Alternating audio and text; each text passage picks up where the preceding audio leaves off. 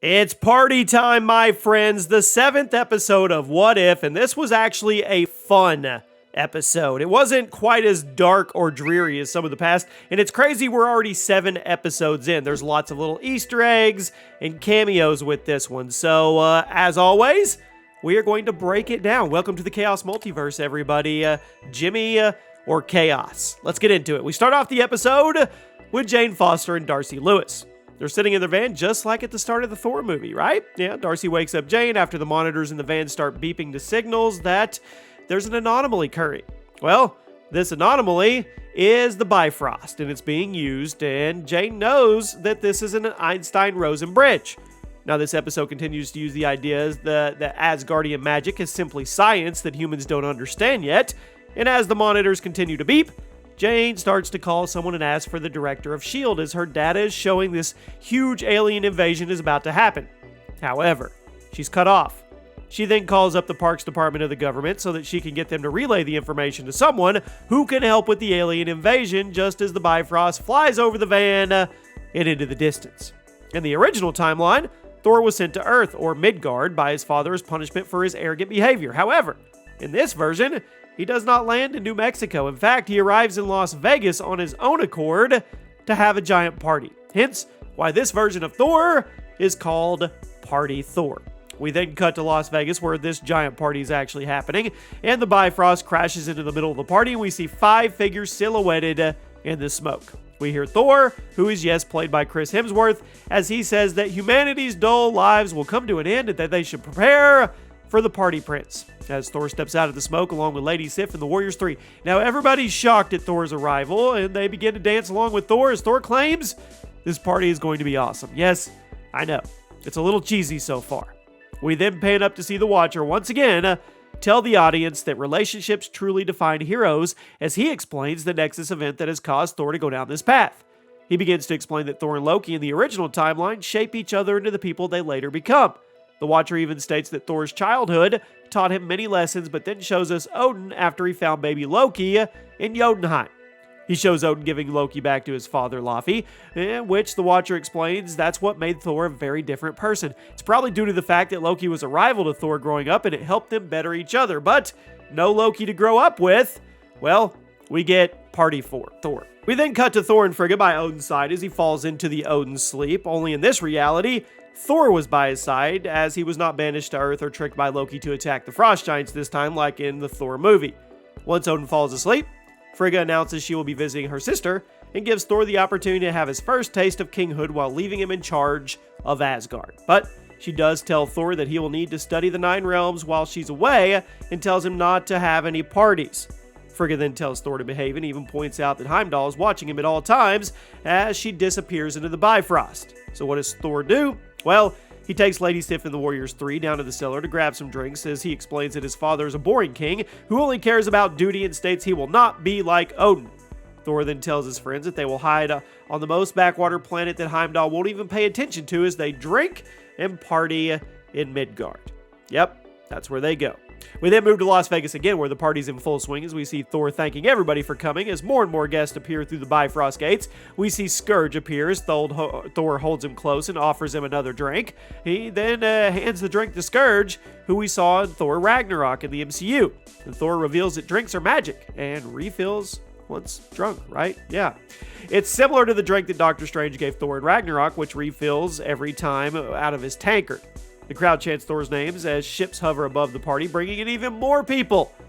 We then see Jane Foster and Darcy arrive at the party, and Jane locates the first Asgardian to arrive on Earth, which is Thor. Her jaw drops as, at Thor's amazing, majestic hair and attractiveness. She said she expected him to look more like an alien, and Darcy jokes and asked if she expected him to look more like E.T. We then see Howard the Duck, yes, returning after episode 2, commenting on Darcy, calling him a loser by saying what she said was big talk coming from a brunette.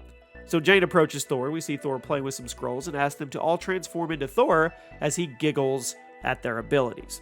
Jane taps Thor on the shoulder. Thor turns around and is unable to see Jane due to the fact that Thor is a lot taller than her.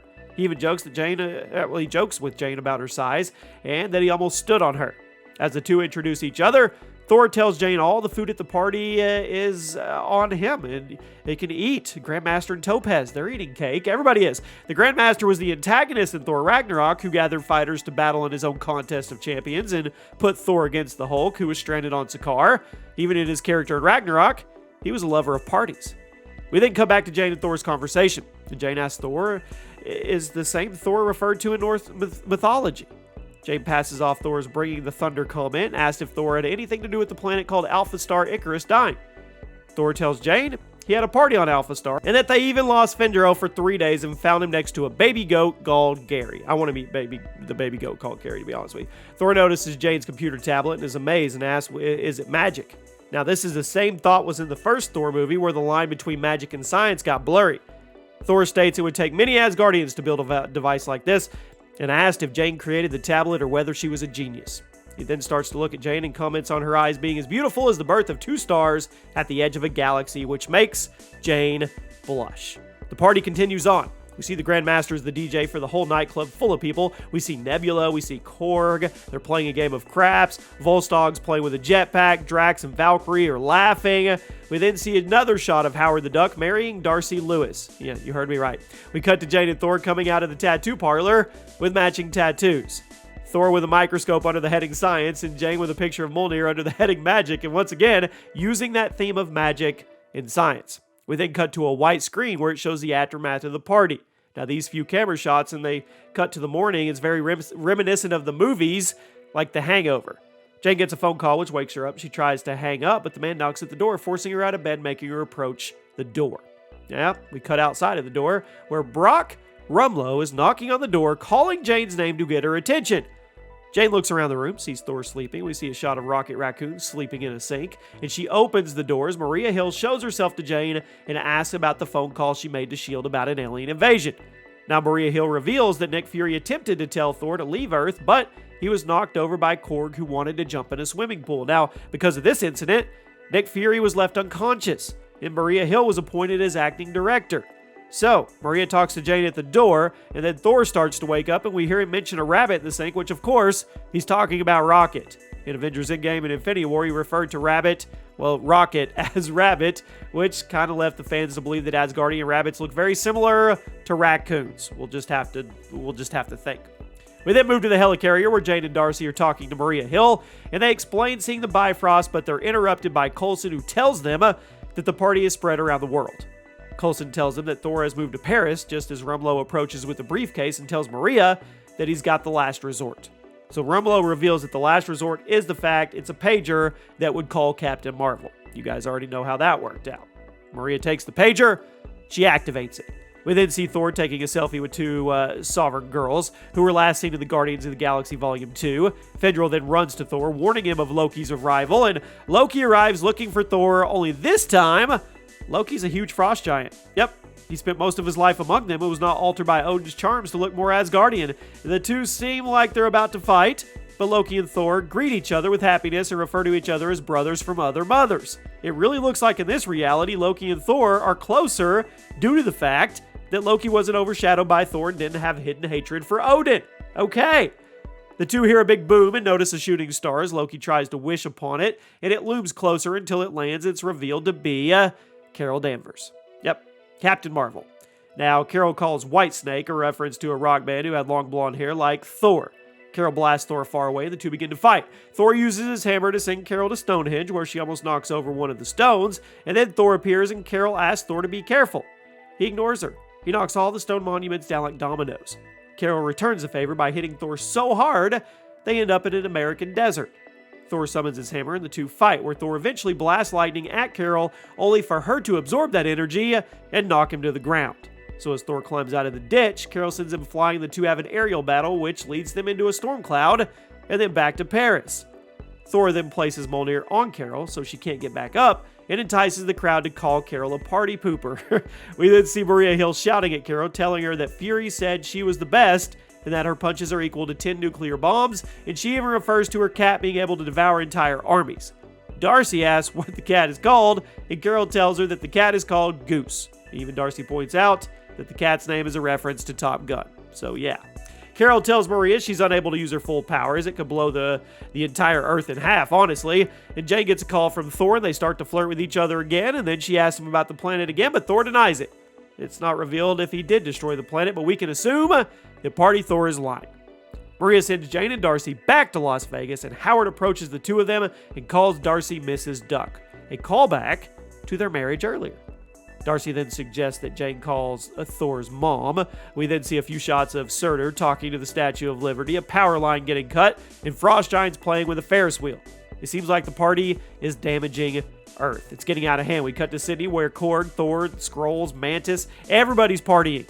Thor goes to slide from the opera house, but Carol flies past and grabs him again. Jane calls up Heimdall using a sound-enhancing device, and Heimdall opens the Bifrost to grab Jane.